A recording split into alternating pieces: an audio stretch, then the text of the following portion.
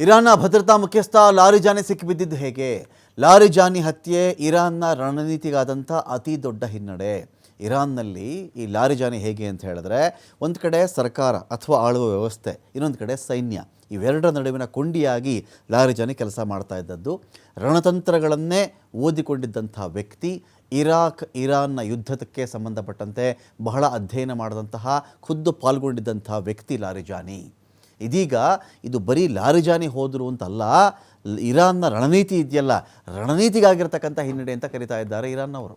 ಇಡೀ ಇರಾನ್ನ ಭದ್ರತೆ ನೋಡಿಕೊಳ್ತಾ ಇದ್ದದ್ದೇ ನಂಬರ್ 2 ಲೀಡರ್ ಇದೇ ಲಾರಿಜಾನಿ. ಆಲ್ಮೋಸ್ಟ್ ಇರಾನ್ನ ಸರ್ವೋಚ್ಚ ನಾಯಕನಾಗಬೇಕು ಅಂಥೇಳಿ ಅನೇಕ ಪ್ರಯತ್ನಗಳ ಹೊರತಾಗಿಯೂ, ಇರಾನ್ನಲ್ಲಿ ಸ್ಪೀಕರ್ ಕೂಡ ಆಗಿದ್ದರು, ಅನೇಕ ಪ್ರಯತ್ನಗಳ ಆಚೆಗೂ ಕೂಡ ಇದೇ ಲಾರಿಜಾನಿ ಕಿಂಗ್ ಮೇಕರ್ ಆಗಿದ್ದವರು ಇರಾನ್ನಲ್ಲಿ.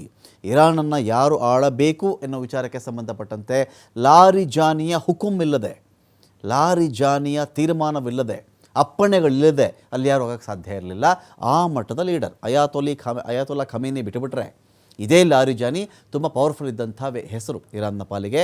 ಇದೀಗ ಇರಾನ್ನ ಭದ್ರತಾ ನೀತಿಯ ಶಿಲ್ಪಿ ಇರಾನ್ನಲ್ಲಿ ಇಲ್ಲ. ದೇಶದ ಆಂತರಿಕ ಭದ್ರತೆ ಹಾಗೂ ರಕ್ಷಣಾ ಕಾರ್ಯತಂತ್ರವನ್ನು ನೋಡಿಕೊಳ್ತಾ ಇದ್ದದ್ದು ಇರಾನ್ನ ಆಡಳಿತ ರಕ್ಷಣೆ ಮಾಡುವಲ್ಲಿ ಲಾರಿಜಾನಿ ಅವರದ್ದು ಪ್ರಮುಖ ಪಾತ್ರ. ಇಂತಹ ಲಾರಿಜಾನಿ ಅವರನ್ನು ಇಸ್ರೇಲ್ ಯಾವ ರೀತಿ ಬೇಟೆಯಾಡಿತು, ಹೇಗೆ ಇವರ ಕಥೆ ಮುಗಿಸ್ತು ಅಂತ ನೋಡಿದಾಗ, ಲಾರಿಜಾನಿ ಸಿಕ್ಕಿದ್ದು ಹೇಗೆ ಇಸ್ರೇಲ್ನ ಕಣ್ಣುಗಳಿಗೆ? ಖಮೇನಿ ಹತ್ಯೆ ಆದಮೇಲೆ ಇಸ್ರೇಲ್ನ ಟಾರ್ಗೆಟ್ ಮಾಡ್ಕೊಂಡಿದ್ದದ್ದು ಗೊತ್ತಿರತಕ್ಕಂಥ ವಿಚಾರ. ಇಸ್ರೇಲ್ ಯಾರನ್ನು ಟಾರ್ಗೆಟ್ ಮಾಡಿತ್ತಪ್ಪ ಅಂತ ಹೇಳಿದ್ರೆ, ನನ್ ಅದರ್ ದ್ಯಾನ್ ಲಾರಿಜಾನಿ.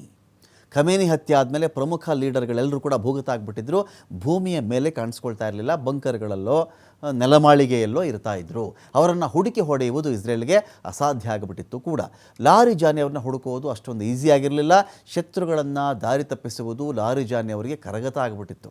ರಣತಂತ್ರ ರೂಪಿಸುವವನಿಗೆ ತಾನು ಹೇಗೆ ಟಾರ್ಗೆಟ್ ಆಗಬಾರ್ದು, ಶತ್ರುಗಳ ಕೋವಿಗೆ, ಶತ್ರುಗಳ ಮಿಸೈಲ್ಗಳಿಗೆ, ಶತ್ರುಗಳ ಕಣ್ಣಿಗೆ ನಾನು ಸಿಗದಂತೆ ಹೇಗೆ ಓಡಾಡಬೇಕು ಅಂಥೇಳಿ ಸಹಜವಾಗಿ ಗೊತ್ತಿರುತ್ತೆ. ಕರಗತ ಕೂಡ ಆಗಿತ್ತು. ಏನು ಇವತ್ತಿಂದ ನೋಡ್ತಾ ಇದ್ದಾರೆ ಇಸ್ರೇಲನ್ನು. 2 ವಾರಗಳಿಂದ ಲಾರಿಜಾನಿ ತಾವಿದ್ದಂಥ ಪ್ಲೇಸನ್ನು ಬದಲಾಯಿಸ್ತಾನೆ ಇದ್ದದ್ದು ಹೌದು. ನಿರಂತರವಾಗಿ ಹೊಸ ರಹಸ್ಯ ತಾಣಗಳಿಗೆ ಶಿಫ್ಟ್ ಆಗ್ತಾ ಇದ್ರು.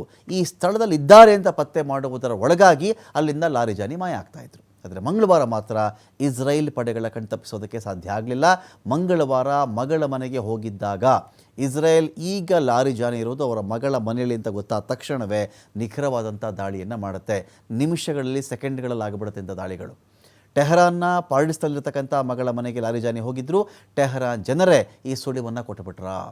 ಯಾವ ಜನರ ರಕ್ಷಣೆಗೆ ಅಂತ ಲಾರಿಜಾನಿಯಲ್ಲಿ ಹೋರಾಡ್ತಾ ಇದ್ರೋ ಆ ಜನರೇ ಲಾರಿಜಾನಿ ಎಲ್ಲಿದ್ದಾರೆ ಎನ್ನುವುದರ ಬಗ್ಗೆ ಸುಳಿವು ಕೊಟ್ಟಿದ್ದಾರೆ ಅಂತ ಹೇಳಲಾಗಿದೆ. ಟೆಹರಾನ್ ನಾಗರಿಕರ ಕಡೆಯಿಂದಾನೇ ಇಸ್ರೇಲ್ ಮಾಹಿತಿ ಕಲೆಕ್ಟ್ ಮಾಡಿದೆ. ತನ್ನ ಮಗಳ ಮನೆಗೆ ಬಂದಿದ್ದಾರೆ ಅನ್ನೋ ಸುಳಿವನ್ನು ಅವರು ಕೊಡ್ತಾರೆ. ಈ ಸುಳಿವು ಆಧರಿಸಿ ಇಸ್ರೇಲ್ ದಾಳಿ ಮಾಡುತ್ತೆ. ಲಾರಿಜಾನಿ ಬಗ್ಗೆ ಇಸ್ರೇಲ್ನ ತುಂಬ ಜನರಿಗೆ ಗೊತ್ತಿರಲಿಲ್ಲ. ಆದರೆ ಖಮೇನಿ ಹತ್ಯೆಯನ್ನು ಖಂಡಿಸಿ ನಡೆದಂಥ ಮೆರವಣಿಗೆಯಲ್ಲಿ ಪಾಲ್ಗೊಂಡಿದ್ದರು. ಕುದ್ಸ್ ದಿನಾಚರಣೆಯಲ್ಲಿ ಪಾಲ್ಗೊಂಡು ಎಲ್ರಿಗೂ ಕೂಡ ಪರಿಚಯವಾದರು. ಇದರಿಂದ ಜನ ಸುಲಭವಾಗಿ ಲಾರಿಜಾನಿಯನ್ನು ಗುರುತು ಹಿಡಿಯುವಂತಾಯಿತು. ಬಂದ ತಕ್ಷಣ ಲಾರಿಜಾನಿ ಇಲ್ಲಿದ್ದಾರೆ ಅಂತೇಳಿ ಹೇಳಿಬಿಟ್ರು. ಆ ಮಾಹಿತಿ ಇಸ್ರೇಲ್ಗೆ ಗೊತ್ತಾಯಿತು.